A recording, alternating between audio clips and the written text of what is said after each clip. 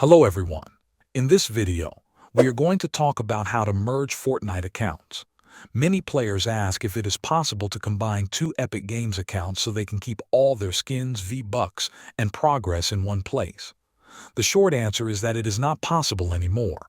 Epic Games used to allow account merging back in 2018 and 2019, but that feature was later removed. Today, you cannot merge two Epic Games accounts or transfer V-Bucks, skins, or progress between them. Epic's official website confirms that merging accounts is no longer supported. Now that we know you cannot merge accounts directly, let's talk about what you can still do.